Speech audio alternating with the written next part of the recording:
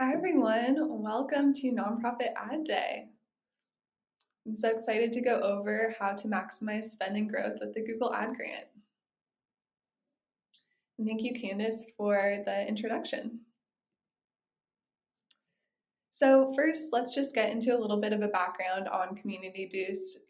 Our team just feels so lucky that we exist to empower social ventures changing the world. Last year, we were able to serve over 400 nonprofits directly and generate over 40 million in donation revenue. We had over 40,000 nonprofit leaders register for our marketing summit, and we were able to add 57 Rockstar team members in total to the Community Boost team. So we're just so excited to be working with high impact nonprofits that are working on the ground for the most important issues. So we just feel so grateful every day to do what we do. And again, I'm Emily. I'm the Google Ad Grants Area Practice Manager at Community Boost. I love all things Google Ad, especially the Google Ad Grant. So I'm really excited to dive in on how to really maximize this and use the Ad Grant with your other digital marketing channels. So the agenda for today, first we're going to go over the Ad Grant in action and look over some case studies. Next, we're going to go over how to create effective campaigns. We'll also talk about how to write compelling ad copy, and then we'll get into some specific strategies on how to maximize the Ad Grant. So first, we're just going to answer a poll here to get an idea of your experience with the Google Ad Grant. There's often a wide variety on the spectrum of people who have worked within the Google Ad Grant. Maybe you feel like you're taking full advantage of it. Maybe you have the Google Ad Grant, but you need a little bit of improvement in your strategy. You might be in the process of still applying for the Google Ad Grant, or you're not taking advantage of it at all. So go ahead and answer the poll with your experience, and that will help us kind of tailor the presentation. And we'll also have time for questions and answers at the end of the presentation. So be sure to write down any questions that you have throughout, and we'll have some time to answer those at the end.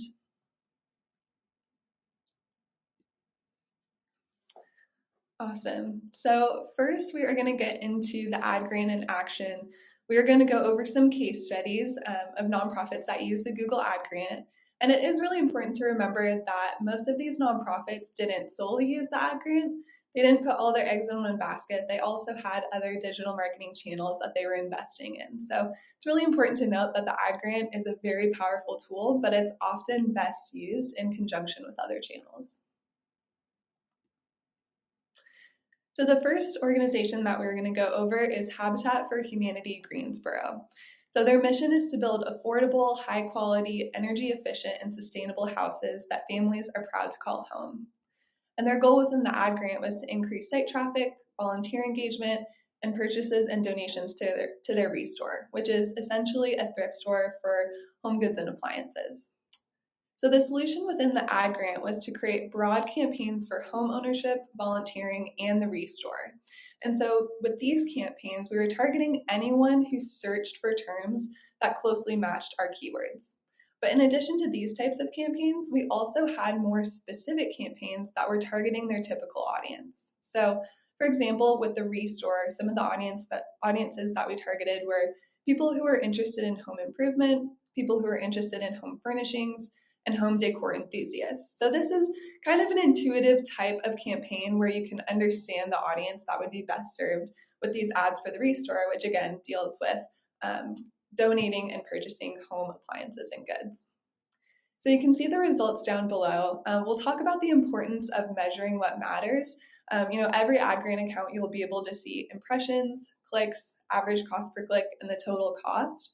But when we're talking about those volunteer form outbound clicks, shop clicks, and donation pickup clicks, those are things that we had to set up tracking for on the website. So we'll talk about that a little bit later in our presentation, but it's definitely important for overall Ad Grant strategy. Okay, the next organization that we'll go over is Zero Breast Cancer. So their mission is to promote breast cancer risk reduction.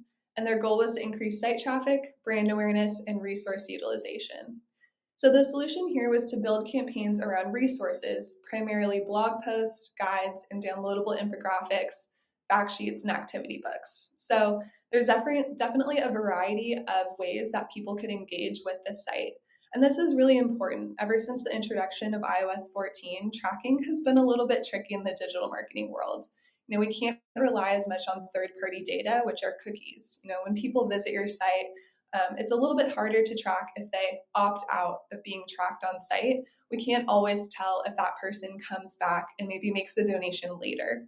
So it's really important to invest time in trying to set up first-party tracking. So an example of first-party tracking would be these downloadables. When someone enters their information willingly, like their first name, last name, or email address, that's first-party data that they've consented to giving your organization, so you can then use that information to remarket to them. And that can apply in other channels besides the ad grant. That can be within Facebook, that could be within display or YouTube, but it's really important with this kind of new age of tracking to be thinking of other ways that you can build those remarketing pools. So the results here, we saw an 111% increase in overall site traffic, and then a 448% increase in site traffic specifically from the ad grant, and then 138% increase in direct traffic. And this is really important to note as well, because often when we launch ad grant campaigns, we do end up seeing an increase in both direct and organic traffic. That's because the ad grant typically has non-branded keywords, and so often people are getting to your site through the ad grant for the first time. But once they've gotten to your site and looked around a little bit, they might save your site as a bookmark. So if they come back later, they'll be marked as a direct person coming in, through your site. They also might search again and maybe not click on an ad, but click on an organic listing. And so that's why we often see an increase in those other traffic drivers as well as the ad grant. So it's important to look at your overall performance digitally, not just ad grant performance. Okay, and the next case study we're going to look at is Love Justice International. And their mission is to end human trafficking and to protect the world's most vulnerable people. Their goal here was to increase brand awareness and drive donations.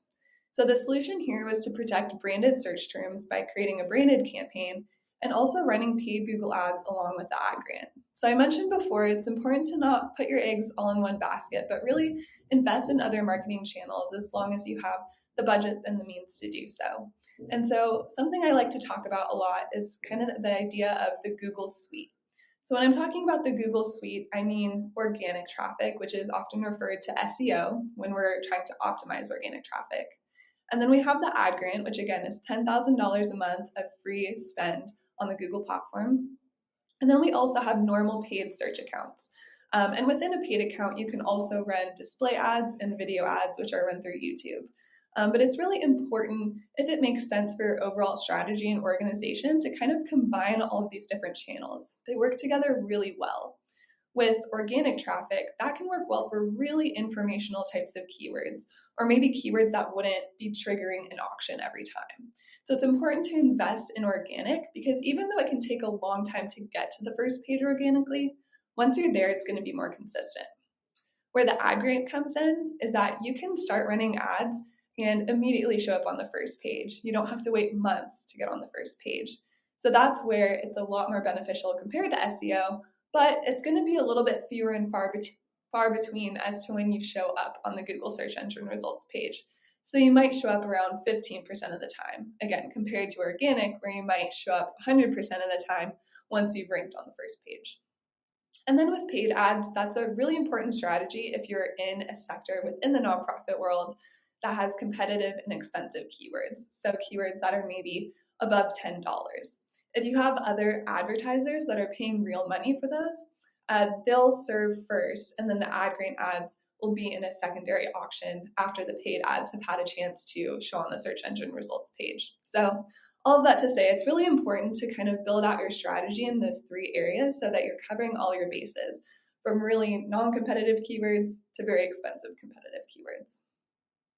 So you can see the results here for Love Justice International. They saw a 63% increase in overall site traffic, a 438% increase in traffic from the ad grant, 1,700 in donation revenue directly from the ad grant, and then a 53% increase in overall donations. So again, it's really important to look holistically at your digital marketing efforts and understand how the ad grant is playing a part in all of these donations coming through, whether it's from Facebook, YouTube ads, display ads, even your email marketing campaigns. So if you are interested in community-based services and you're looking to drive results similar to the nonprofits that I just mentioned, you can go ahead and scan this QR code and really just explore how your nonprofit can maximize the $10,000 a month with the Google Ad Grant. So go ahead and scan that QR code. Our team would love to help you out, and you can get your free Google Ads report card by scanning the QR code. So we'll have this again at the end of the presentation, but definitely recommend scanning it right now. Awesome. Okay, so now we're going to get into more specifics on how to really optimize your ad grant account. First, we're going to talk about the basis of creating effective campaigns. This is, the baseline of how to create a Google Ads account. So when we're thinking about campaigns, this can differ from a lot of other digital marketing strategies where you might be running one campaign at a time for maybe 1 month or 3 months. With the ad grant, the beauty of having $10,000 a month in your budget is you can run multiple campaigns at a time. It's also really beneficial to run campaigns that are particularly evergreen, campaigns that can run month over month, so then you're continually bringing in people to your site every month. Of course, you can create campaigns for events or campaigns that are more timely, but it is important and just a really good idea for the strategy to have campaigns that are always running so that, again, you're just continually bringing people into the site through the ad grant. So some examples of campaigns which should really reflect your organization's overall goals. One example is a branded campaign, and I mentioned that in one of the case studies. This is where you're really protecting your branded traffic. Of course, these are people who already know who you are, but it's just important, as you're thinking about other paid advertisers that might be bidding on your own keyword, you just really want to make sure that you are showing up at the top of the search engine results page first and foremost, so that anyone who's familiar with your organization is definitely getting to your site. So some other examples of campaigns are a donation campaign, maybe an awareness campaign where, again, you're kind of trying to fill that top of the funnel and bring in new users to the site based on more kind of informational and tangential keywords. You can also have a volunteer campaign if you're looking for volunteer recruitment, or an event campaign. So these are just some examples. Again, it really should reflect what your organization, what your goals are. So the second strategy here in creating effective campaigns is you really want to organize your keywords into tightly themed ad groups. So if campaigns are the overall umbrella of an ad grant account, beneath that you have ad groups, which are kind of the sub-themes of the campaigns. And the ad groups are kind of also like houses for the keywords. So within each ad group, you should have a list of keywords that are very similar. I'm talking at least 1 to 2 words in common with each other within each ad group. If you have an ad group that has very similar keywords in it, that makes it super easy to write really specific hyper-targeted ad copy. And if you're writing hyper-targeted ad copy, it's likely going to be very similar to what someone is searching for on Google. And we all know as Google users, you're just looking for the thing that matches your search term most closely. You're looking for the ad or the organic listing that is going to answer your question or get you help or kind of get you where you want to go. And so it's really important to have ad copy that's going to entice users to click on your ads. That obviously increases your click-through rate and just gets more people to your site. So the next strategy here when creating campaigns is you really want to consider geo-targeting and budget. So we do recommend using what's called a shared budget when launching campaigns. A shared budget basically just is a pool of money that all the campaigns can pull from. So depending on the search volume for that day, one campaign can spend more than another. So it kind of gives every campaign a fair shot from the get-go of kind of understanding which campaigns are going to gain the most traction. And we do recommend configuring the overall account budget total above $329. And this might sound kind of odd because an account will not spend above $329 per day, but we found that it really kind of pushes accounts to spend the maximum. So this can be anywhere from $329 to $600, for example. So we really just recommend kind of pushing Google to spend as much as it possibly can, even over the target, even if it never will spend more than $329 per day. And in terms of geo-targeting, you really want to target locations that are the most relevant for your campaign's audience. The $10,000 a month of free ad spend is amazing, but it is a one-size-fits-all amount for every nonprofit. So if you're an organization that's targeting the whole United States or maybe the US and other countries, that $10,000 is probably going to be easily spent. But if you are a smaller nonprofit that maybe only works in one county, that's what makes sense for you and your goals. It doesn't really make sense to extend your geotargeting to the whole United States just to spend the ad grants budget. At that point, you're just spending Google's money and you're bringing in irrelevant users. So you still always want to keep in mind what makes sense for our organization, who do we want to target, and where are those people. Let's say you're a museum or a symphony in Chicago. You can still go after keywords that are around things to do in Chicago or museums in Chicago. Those types of keywords will trigger searches that might happen outside of Chicago, and that's a really good strategy. So I live in San Diego. If I'm searching for museums in Chicago, I could still be served that ad because I'm interested in that location. So really, with the ad grant, we want to be maximizing it as much as possible to spend the $10,000 per month, but always the first priority should be relevance and quality for your account. And we do recommend launching campaigns with bidding strategies called enhanced cost per click and maximize clicks bidding. This can really help your account start to gain traction. And then we recommend duplicating those campaigns and testing smart bidding strategies like maximize conversions or maximize conversion value. So I'll talk about those in a sec. So now we're going to talk about writing compelling ad copy.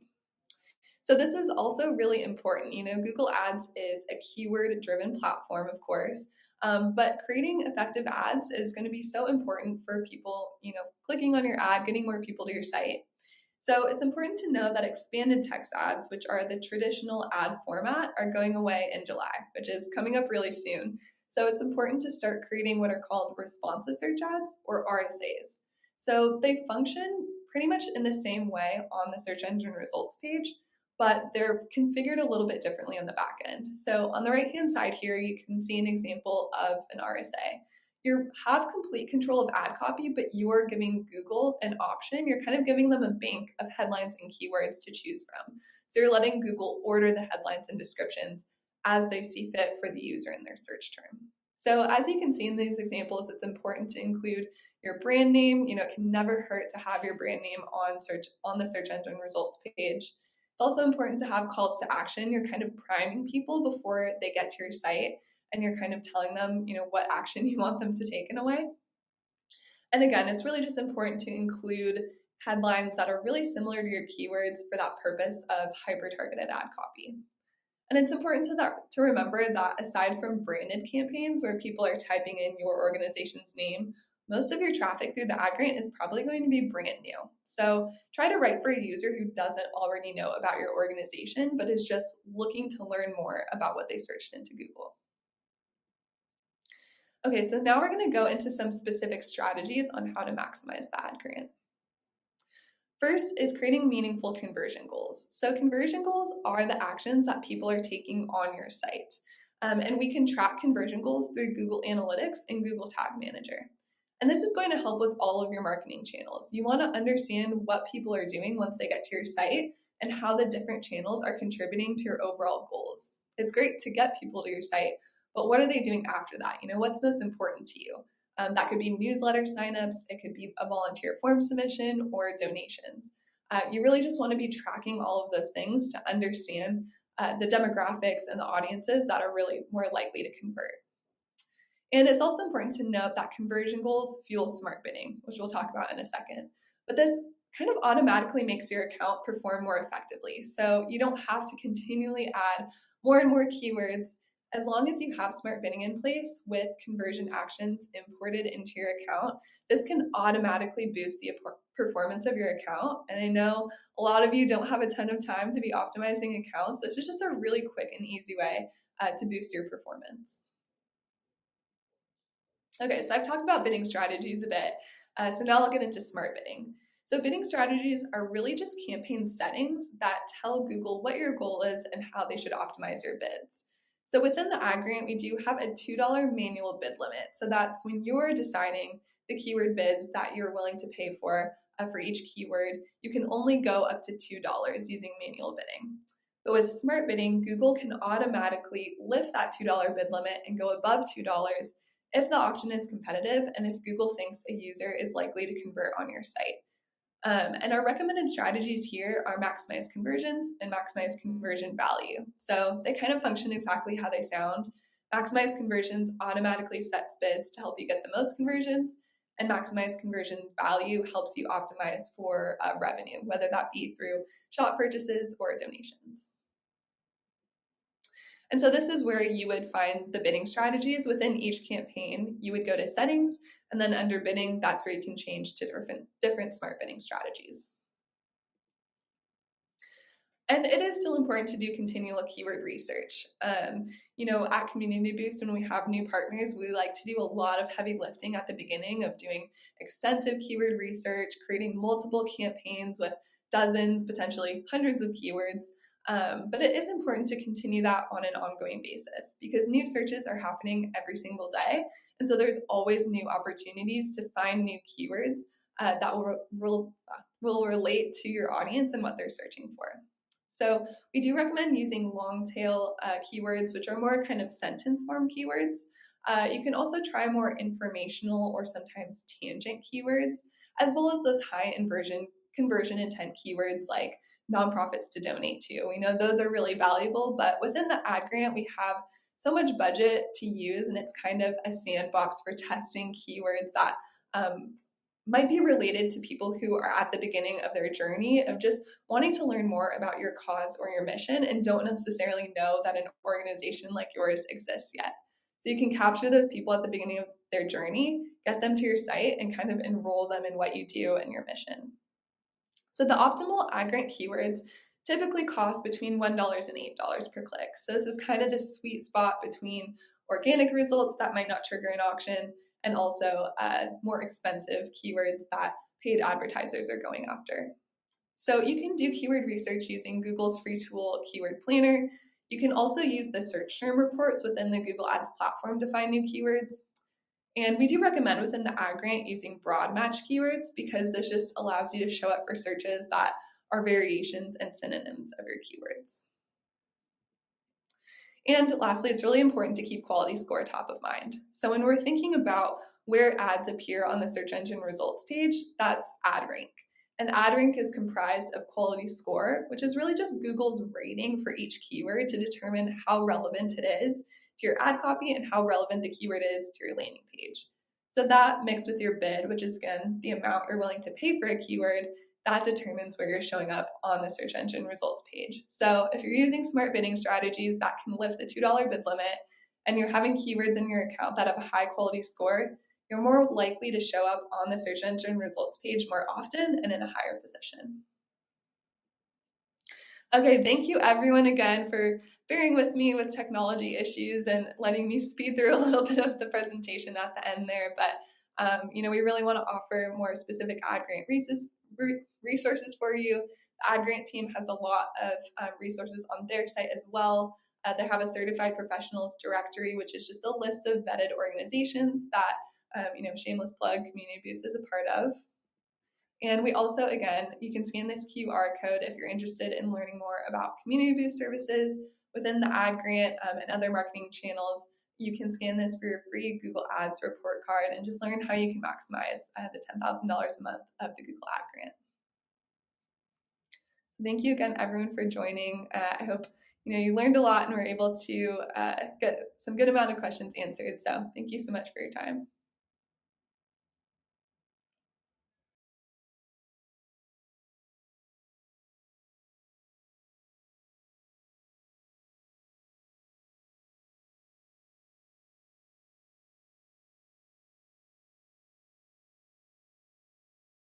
Yeah.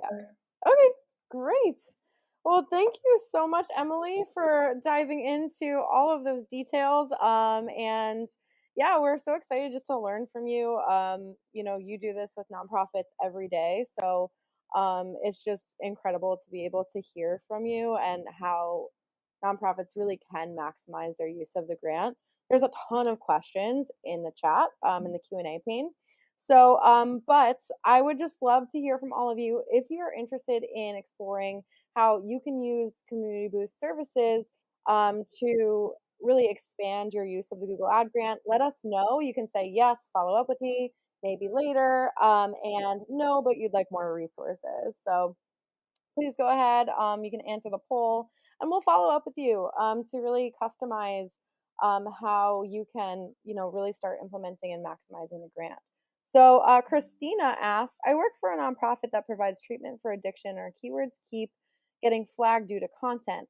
We have filed disputes with Google, but it hasn't helped so far. Any suggestions? Mhm. Yeah, if your organization really deals directly with addiction services, you can get, I believe it's called a legit script, so a certification. I do believe it costs around $1,000, but that definitely would kind of end all of your struggles with the Google Ads disapprovals. That is a very typical kind of sensitive topic and area within Google Ads that does get flagged a lot.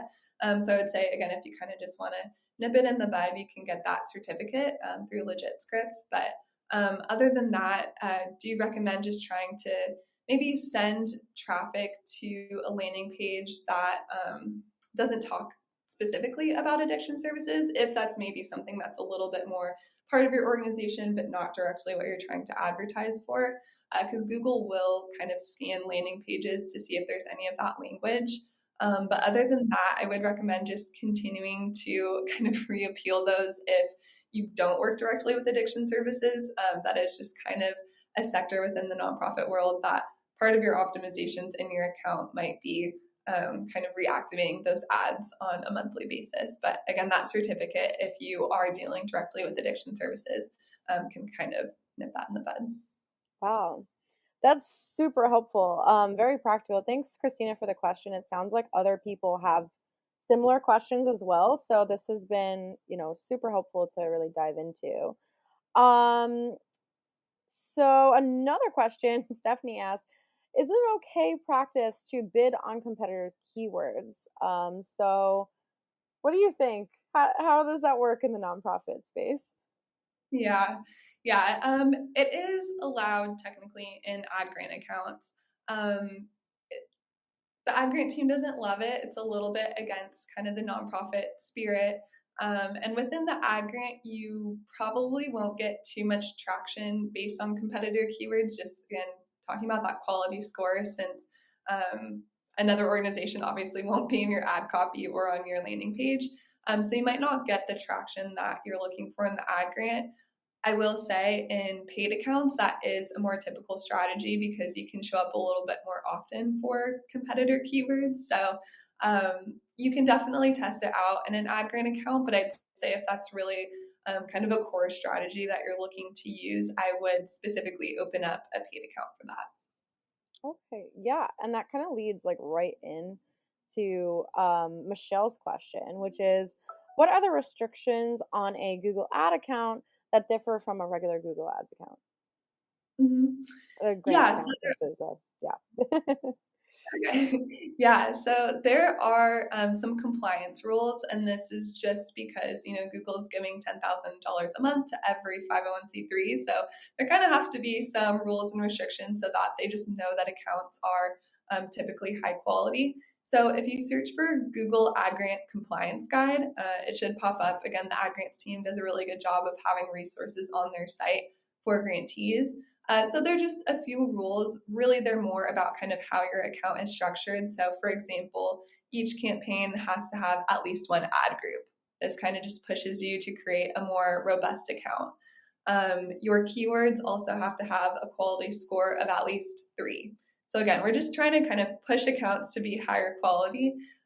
You also have to have at the keyword level an overall click through rate of 5% or more. So these are just some of the examples of rules that are on the compliance guide. So once you kind of have everything in place in terms of structure, and at Community Boost we have some tools that we use to monitor compliance and streamline that process a little bit more, so you don't have to think about compliance all the time. Once it's in place, it's pretty easy to stay in compliance. You just have to kind of keep those rules in the back of your mind, but other than that, you can check out the compliance guide. But again, it's really just more in terms of structure and quality. Thanks, Emily. Super helpful. Lots of great questions still. So we'll have time to get to one or two more. And I would just love to encourage everyone to set up a conversation with us. If you want to get that Google Ad grant report card, we can dive into your account and look at it with you.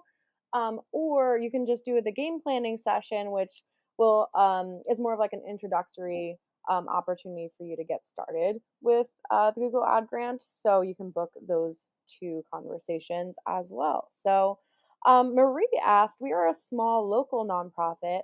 Would it be beneficial to target the entire country for purposes of online donations to connect with donors sympathetic to our mission?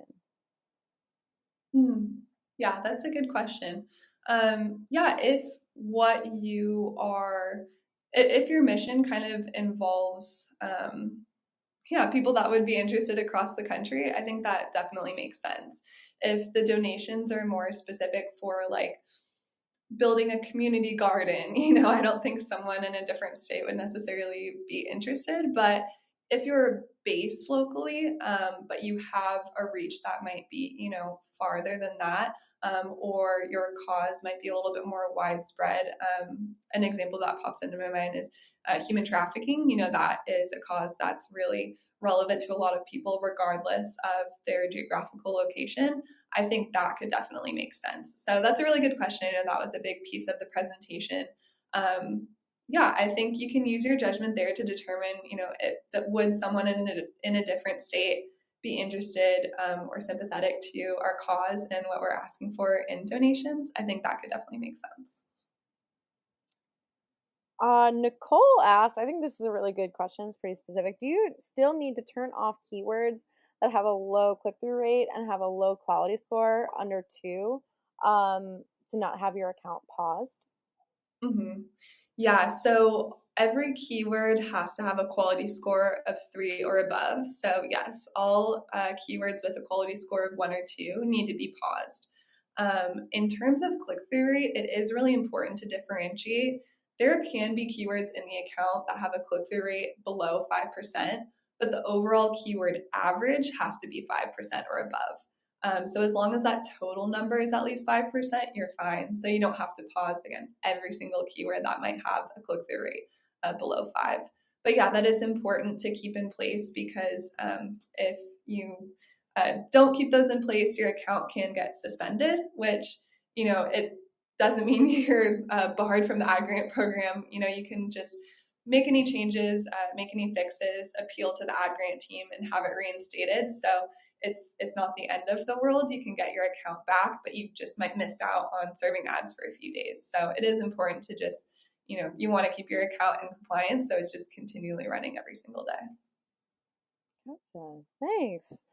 I think this is a good question because it speaks to just some of the challenges of using the ad grant. Catherine asked, the Google Ad platform changes so much, and every time I try to set it up, the interface is confusing and there's a lot of startup costs in terms of time to learn the system. Is there a good tutorial you recommend? Mm-hmm. Well, I would recommend that looking. Google has kind of an announcement page. You can also, search for that, like Google Updates and Announcements, and they do have a page where they kind of put some of the biggest updates that they're working on. So if you're kind of just wondering about, what's top of mind for Google, you can look at that. But internally, a shameless plug at Community Boost, we do have the ad grant or the Google Ads Accelerator. And so that is a course where it kind of goes in depth on ad grant strategy and other channels besides the Google ad grant. So that will give you a good baseline of, how to set up your campaigns, how to optimize your account. And part of the accelerator is that we are, trying to make it dynamic. So we'll have new content that continues to drop, and we also will be updating it based on those changes. Maybe not for every aesthetic change, because I know Google does just kind of like to change the fonts and formats of things. But in terms of how you actually implement campaigns and set up things, we are definitely looking for the accelerator to be a resource for how to stay up to date in the ad grants and Google Ads world, because I do know how much it changes. Yes, thank you. So we'll go ahead and drop the link to the accelerator in the chat if you'd like to explore using that to really help you give you that step-by-step guide through getting everything set up because that, of course, is a challenge. And so, yeah, Emily herself will walk you through it in that tutorial. Super helpful. Zachary asked, besides branded remarketing and general product services campaigns, what campaign types would you recommend for a nonprofit? Mm-hmm. Yeah, I think those cover the bases. Again, a lot of times the campaigns really specifically relate to the tabs that you have on the top of your site. For the most part, that's kind of how our campaign structure is reflected. So it kind of depends on your highest hitting goals. I did mention in one of the slides a typical campaign type that we use is called awareness. This is just really important because, again, within the Google Ad Grants, you have more room to go after keywords that you wouldn't necessarily want to pay real money for. So, kind of going along the same example with human trafficking, a lot of people are just initially looking for information about that. So, that could be, human trafficking statistics or facts. And those could be great types of keywords if you're in that space to just kind of bring people to your website so they can learn more about what you're doing about it. So you can kind of apply that thinking to other causes as well, but definitely recommend trying to, again, kind of find all pockets of traffic and maybe use keywords that are a little bit less competitive that you might use in a paid account.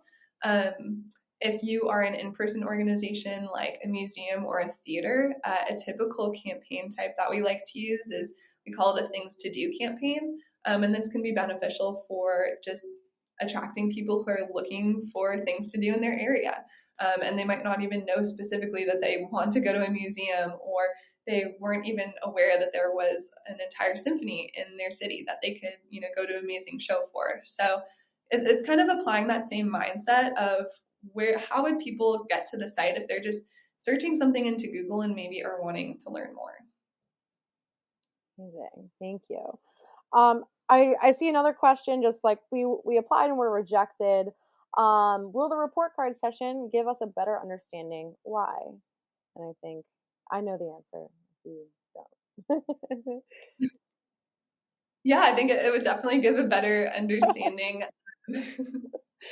Yeah, I don't know if it's maybe because there are a few categories like educational institutions, healthcare institutions, and governmental entities that aren't qualified for the ad grant, but it also could have just been something that was wrong with your site. Google really takes into account the quality of an overall website now. That's something that's often overlooked, but is actually a huge factor in getting the ad grant. They just want to make sure that when they're giving out this $10,000 a month, when they're enrolling people in the grantee program, that these sites are already kind of vetted to be high quality. So when I'm talking about high quality, mostly that's, does your website load quickly? Is it optimized to be mobile friendly?